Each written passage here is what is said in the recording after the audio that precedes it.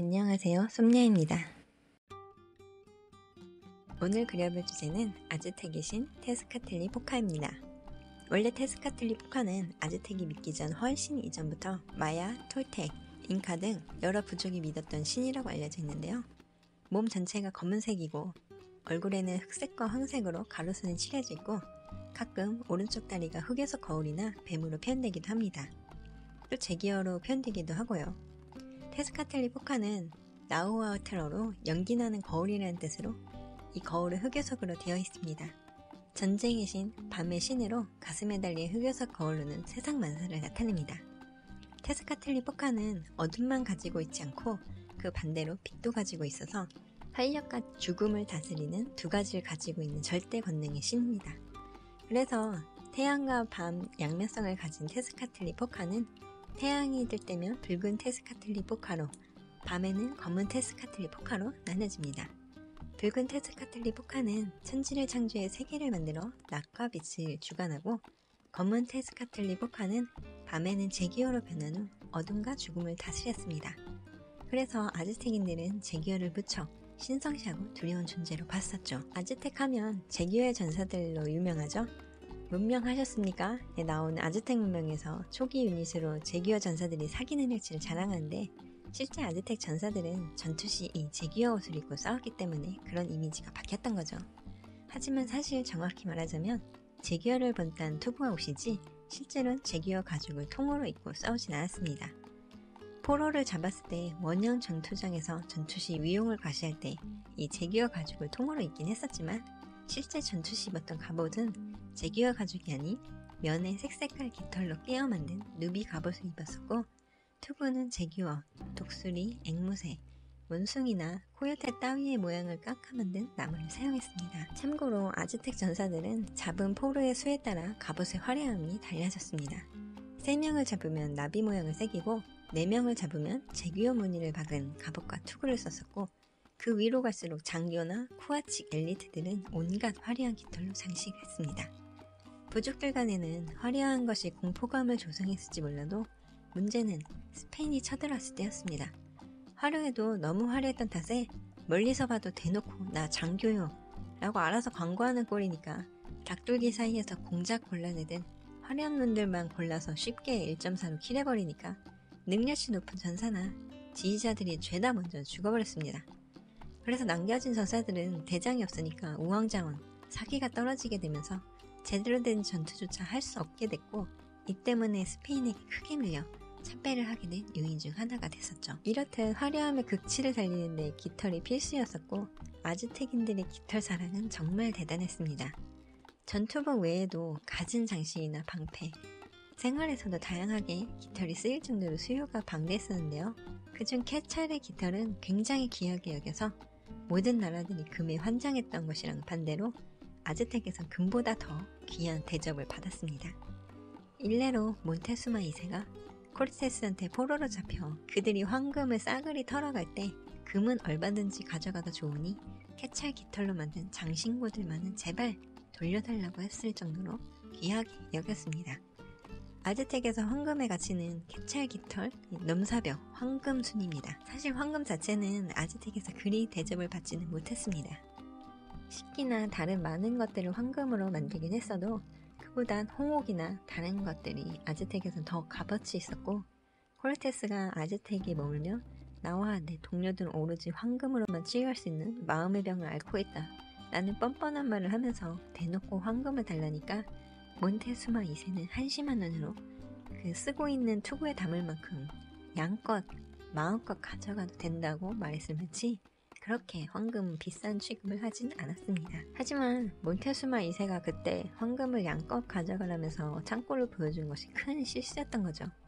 피해 재물이다보다 하면서 멸망시켰지만, 사실 코르테스가 이 방대한 황금에 눈이 멀어서 금을 약탈하고 싶어서 아즈텍을 망하게 했다는 사실에는 변함이 없습니다. 테스카틀리포카는 남과 여가 공존하는 오메테오트렉에서 태어난 케찰코아틀, 검은 테스카틀리포카, 찰치우틀리쿠의 가운데 첫 번째 태양의 시대를 지배한 한 명으로 태어났습니다. 아즈텍인들은 현재 세계가 5번째 세계라고 얘기했는데요. 그 전에 4개의 태양의 시대가 있었지만 모두 멸망했다고 믿었습니다.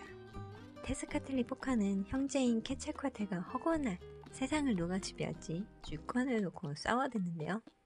첫 번째 세상 제규어의 태양의 시대를 만든 테스카틀리 포카는 옥수수를 먹으며 사는 거대한 거인족의 세상을 만들었습니다. 그런데 테스카틀리 포카가 만든 세상이 허접해 보여서 마음에 들지 않았던 케찰코아틀은 홍수를 일으키게 되고 거인을 이 물에 잠기게 만들게 됩니다.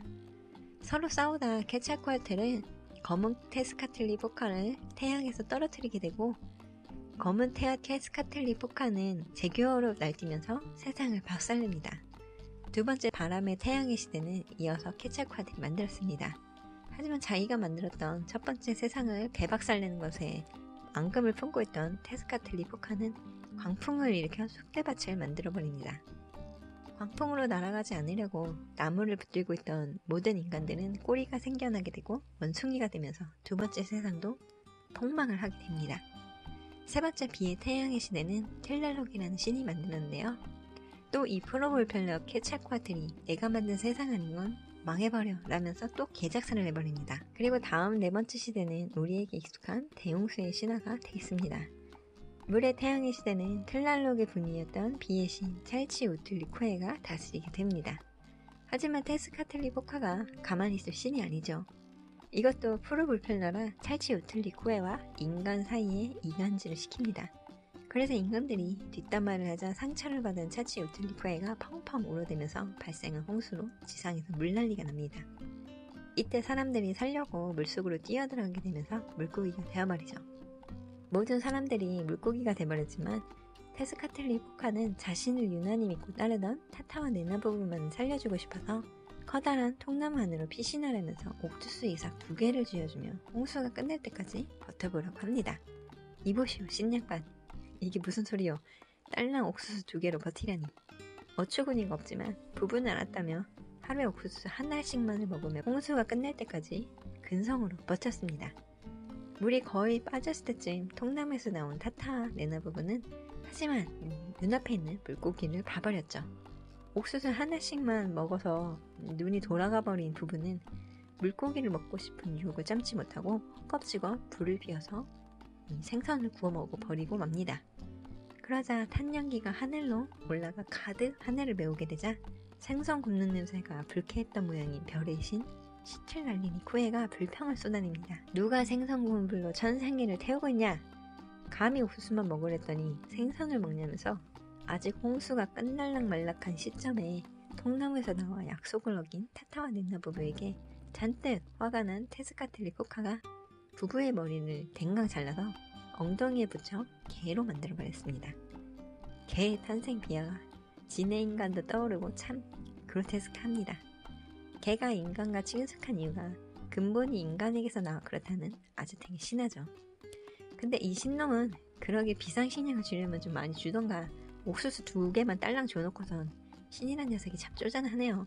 네 번째 태양의 시대도 망하고 다섯 번째 세상을 만들면서 테스카틀리 포카와 케찰코아틀이 서로 또 자기가 세상을 지배한다면서 투닥투닥 다투면서 하늘을 날아다니다가 거대한 검은 악어 시팍틀리를 발견하게 됩니다. 둘은 시팍틀리가 세상을 망하게 할 거라면서 서로 협공을 하게 되는데요. 이때 테스카틀리 포카가 자신의 다리 한 짝을 미끼로 쓰려고 물에 담궜다가 시팍틀리한테 먹혀버리게 되죠. 그리고 시팍틀리는 둘에게서 몸통이 분리되면서 땅과 하늘, 강과 산 등이 돼버리죠. 테스카틀리 포카는 텔랄록의 본체였던 꽃과 미의 여신이던 소치케차를 보쌈해서 강제로 결혼을 하게 됩니다. 그러고선 신들 중에 누구라도 소치케차를 구할 수 있으면 마음대로 해보라는 겁니다. 그래서 텔랄록이 테스카틀리 포카를 찾아가 아내를 돌려달라고 매달리지만 인성그지 테스카틀리 포카는 풀어주긴 풀어주는데 신들의 낙원인 타모 안찬을 보내버립니다. 신들의 낙원이라 불리지만 아무것도 없는 허허벌판인 곳이죠. 또 인성 갈린 이 테스카틀리 포카는 어느 날 높은 바위에 혼자 수행 중이던 미혼의 사진을 발견을 하게 됩니다. 장난기가 발동해버린 이 테스카틀리 포카는 사진을 시험하고 싶어서 여러 여자들을 보내 유혹하면서 수행을 망치려고 합니다. 하지만 번번이 실패하고 말죠. 오기가 생겨서 마지막으로 소치케차를 보냈더니 미모 종결자였던 소치케차에게 버티지 못하고 넘어간 사제를 신에게 반했다는 불경죄를 씌워서 정갈로 만들어버립니다. 테스카텔리 포카의 제사는 아즈텍 태양력의 5번째 달에 행해졌습니다. 제사 준비는 새해가 시작되는 1년 전부터 시작되는데요. 신간에 의해서 테스카텔리 포카랑 닮은 잘생긴 젊은 남성을 뽑았습니다. 그리고 축제 때까지 남은 1년 동안 선택된 혼남은 8명의 종자를 부리고 호의호식, 신과 같은 생활을 보내게 되고 제사 일주일 전에는 한껏 놀고 마시면서 4명의 젊은 여성과 결혼해 제사 당일에 심장이 적출돼서 제물로 바쳐지게 되죠. 잘생기게 제라고 아즈텍에선 잘생기면 장기적실 1순위였습니다. 네, 지금까지 테스카텔리 포카에 대해 알아보고 그려봤는데요. 재밌게 보셨으면 좋았겠고 감사합니다.